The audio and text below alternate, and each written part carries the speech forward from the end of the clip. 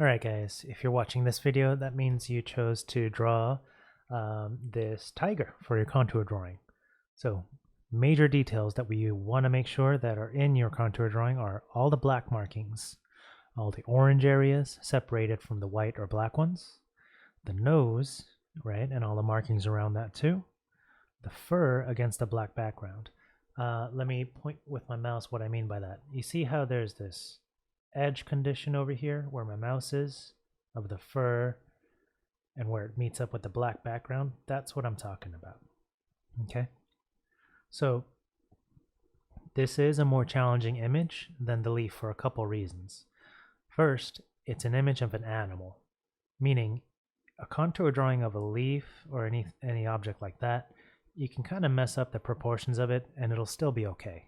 You know, if you don't pay attention to relative distances in an image like this, it'll be really obvious once you're done with your drawing. Okay, what I mean by that is this: when you have an image of a living being, right, an animal like this, a person, a tiger, whatever, right, you can be very precise, have all the precision in the world in drawing a single element of it, right? Super careful. Here's my eye. Okay, so that's precision.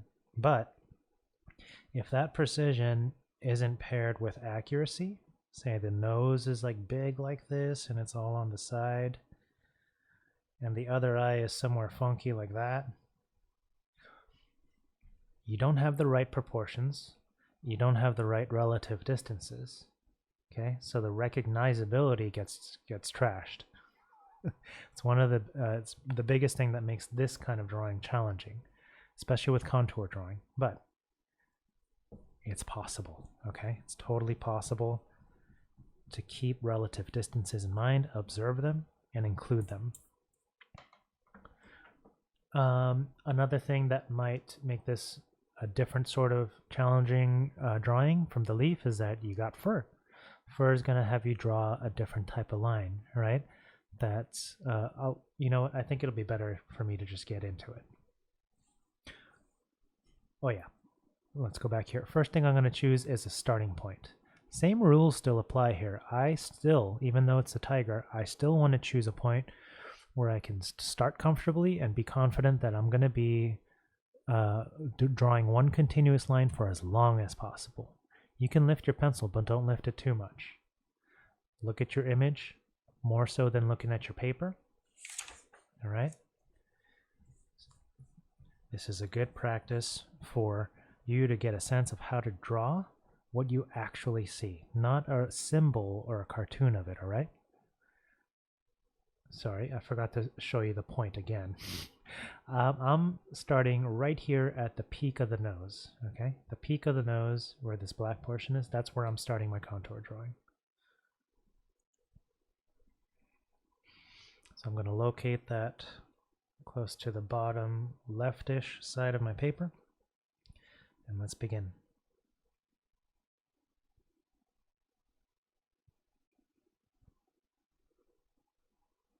The speed at which I'm going, I want you to go at least twice as slow. All right? I'm going at this speed so I can make a video that's as short as possible.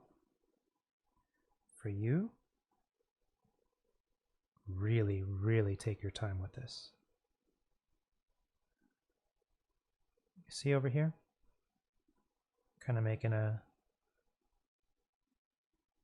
dithered edge. That's what I'm talking about in terms of the fur and the different line quality that you're going to get.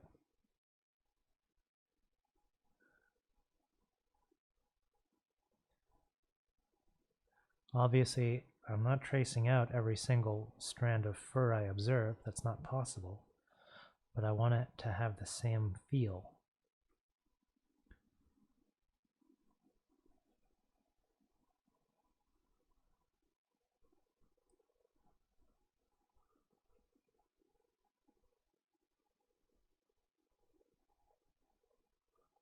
I'm going to lift my pencil here for the first time.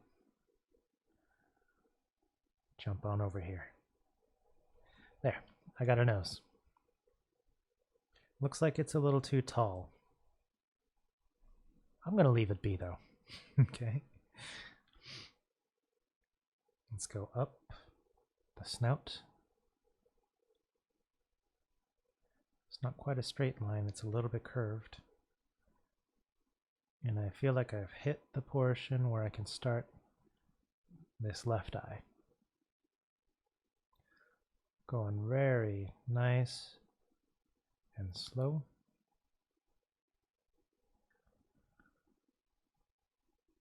Going around the shape of the eyeball. And I'm going to capture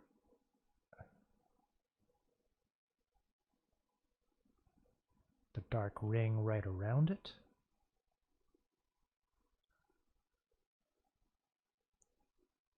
Lifting my pencil for the second time. The little pupil we got there. From here at this corner, there's a white ring there, along with a black marking right underneath it.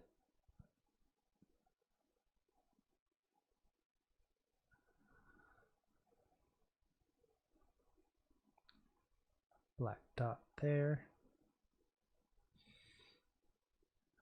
And let's see, I want to start working on the outlines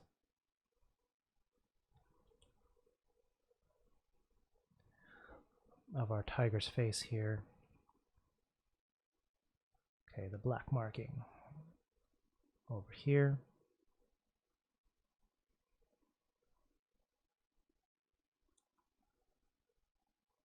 Okay, and continue on. We got some longer fur, so I'm going to use that as an opportunity to use some longer strokes, cover some more area. But I'm still thinking in terms of contour, all right? This area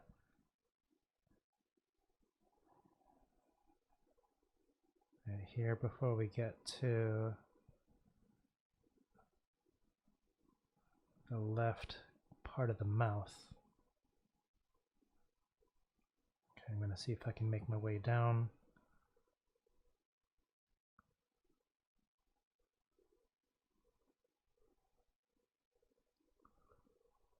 Here.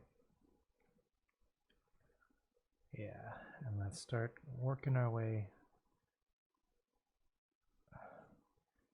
up here to define the mouth itself. It's got shorter fur. I'm going to make it a little bit darker to set it apart. And then by the time it gets here, it's pretty smooth. All right. If you want to, you can lightly shade in the dark portions. It can help to keep track of where the black markings are versus the white ones, right? But do so lightly, okay?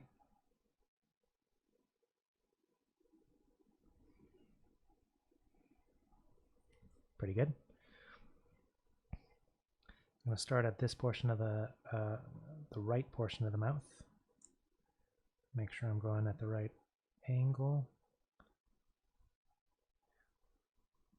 Sort of vibrating my pencil tip up and down as I go to give it some texture, and I'm going to wrap around. I'm also paying attention to the direction of the fur, all right? The fur doesn't go in just a single direction. It really changes direction in a lot of different ways. It changes length.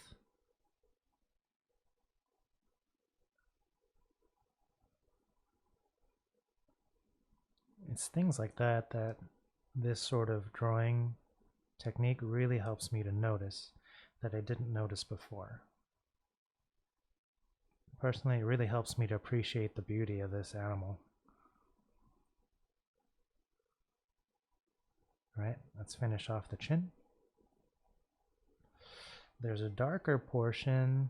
It's not, I wouldn't call it a black marking, but there's a darker portion over here that I want to capture right around where the lips end, or the, I guess, depending on how you see it, where they begin or end. Right above this point where I began, there's a, it's not a black marking again, but it's a darker spot in the fur. I'm going to capture that shape. And then we got some dots here, right around where we have the area of the whiskers.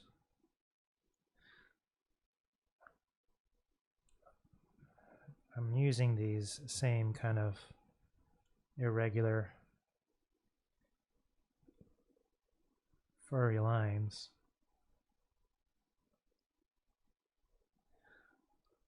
It's really cool how these are varied.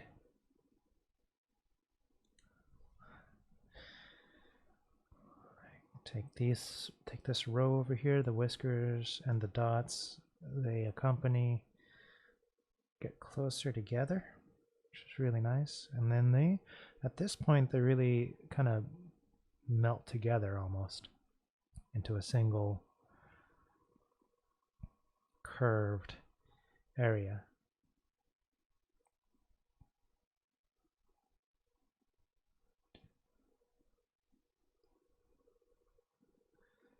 It's sort of like a transition from dots into a stripe almost. It's pretty cool. Again, I am going absolutely so much quicker than I want you to, right? Please take your time with this. I just wanted to prepare this video for you so you can see fairly quickly what the overall process is like of putting a drawing like this together. Okay, I think I'm ready for the other eye. Placement of this is important. Doesn't want to be low, high, left, or right. Okay, that'll make the tiger look really funny. Relative distances, okay? I'm going to try to talk you through what I'm looking at. I've already captured this eye and this nose. What I'm noticing is that this ridge, right, can kind of help me out. This line right here can help me out to locate the center point of this eye. If I were to draw a triangle between the pupils of the eyes and this corner right here, I kind of have, I would say, I forgot what it's called. I think it's an isosceles obtuse triangle. It's horizontal. The line's horizontal here, right? It's almost the same length as this line that I'm tracing. And the angle between this line and this line, I'd say it's about 20 degrees. So I'm going to try to match those attributes for my drawing. From this corner, about 20 degrees until I'm about horizontal with this pupil. All right. I'm going to use that to map that out, and let's go. Let's go. I've got my pupil here. It's got a beautiful highlight right in the middle of it.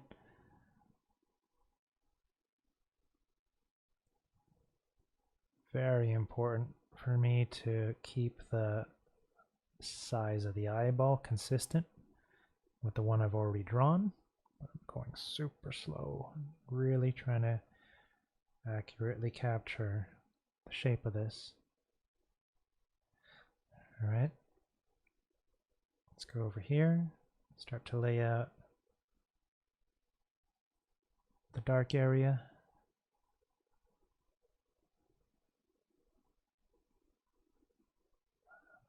That continues onward like this.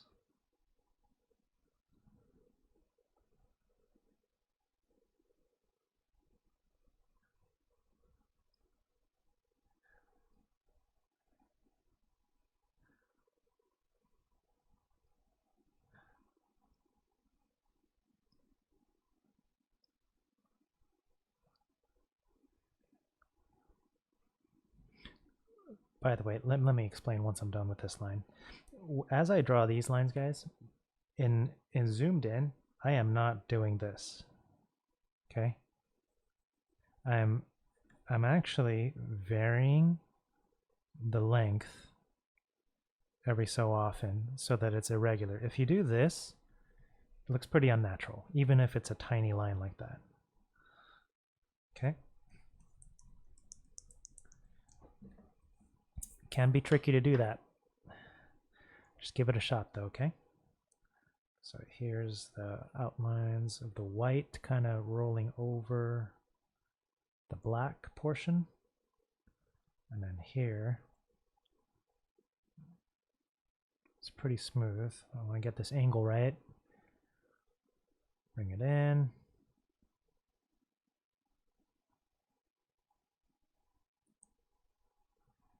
There we go.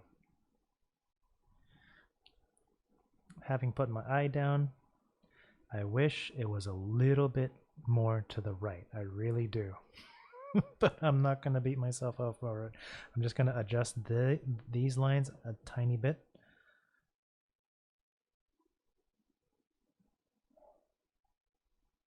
And maybe move this edge of the eyeball just a tiny bit to the right. Okay. Small adjustment, about 2 millimeters, but for me it made a difference. Let's continue. I see a subtle black stripe over here.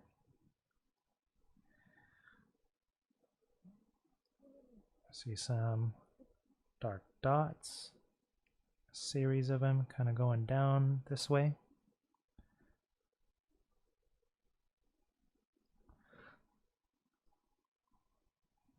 Now that I've got really the nose, eyes, and the mouth set in, a lot of these other details, honestly, we can be a little more loose with in terms of placement. Eyes, nose, and mouth, and their relative distances between each other, to each other, really, really critical to establish recognizability. Okay? Especially when you're drawing people. Our brains are designed, guys, and we've evolved in such a way where we know when something has a face, especially a human face. So when you draw something, when we draw something, and something's just slightly off, you can tell. It doesn't matter if you can draw well or not. Naturally, humans have the capacity for that level of observational skills. We know when something's a face, and we know when something's off about it. Because of that, eyes, nose, mouth, you want them to be the correct distance from each other. Going a little bit quicker now.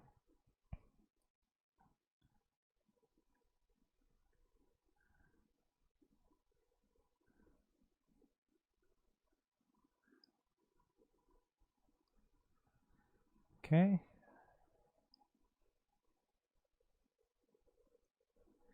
I see some larger fur, so I'm going to use some longer lines. Maybe skip a little in between. And I see this goes up all the way until about this point.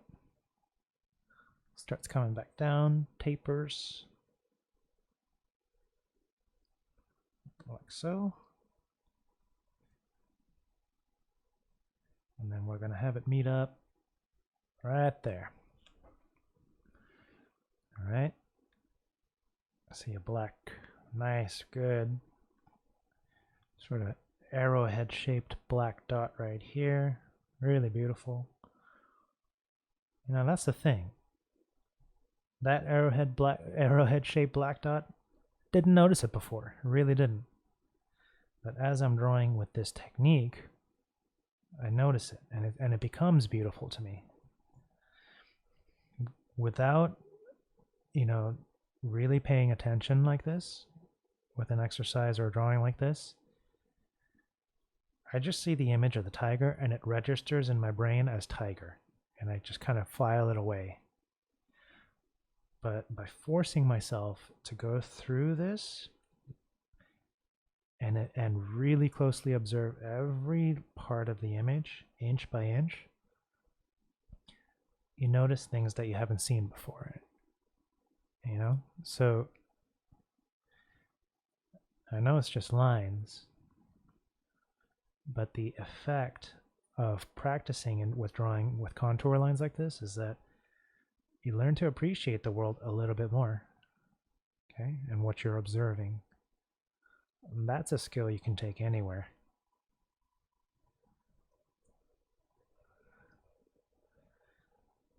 Some more black dots here.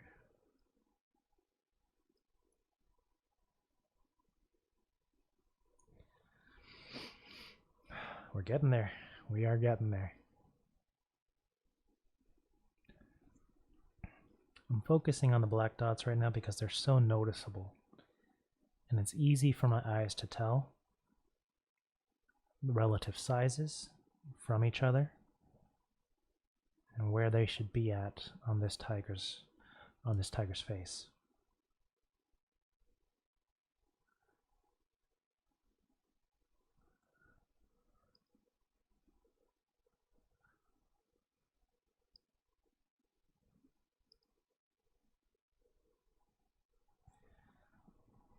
Okay, I've got a band right there. All right, and I think I get to finally finish off the silhouette of the tiger, going all the way up, up, up, up. We got a few whiskers here.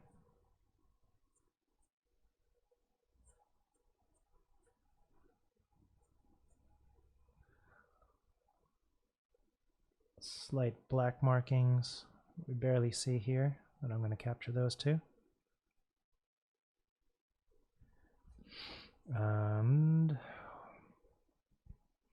orange areas. Not too much to do there. They're just really encased within all the other areas. Okay, I see a little white spot right there. Oh man, this is nice. Right about here, there's the orange area kind of has this like almost flaming border.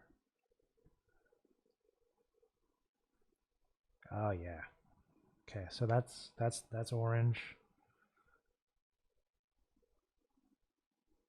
Around the whiskers, these lines, it gets kind of orange.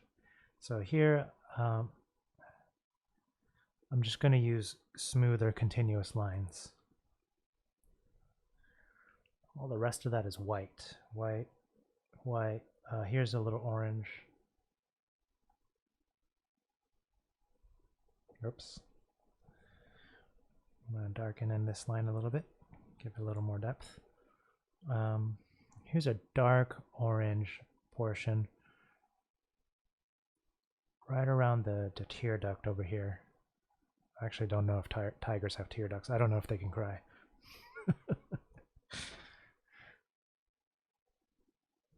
Darker, kind of burnt umber orange portion over here.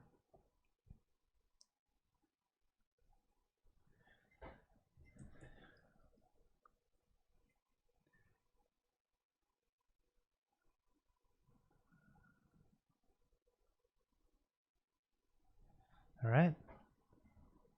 So that, I think, about wraps it up. Did we hit everything? Did we get all the black markings, orange areas, nose, fur against the black background? I do believe so. Okay. So follow that, go slow, and good luck.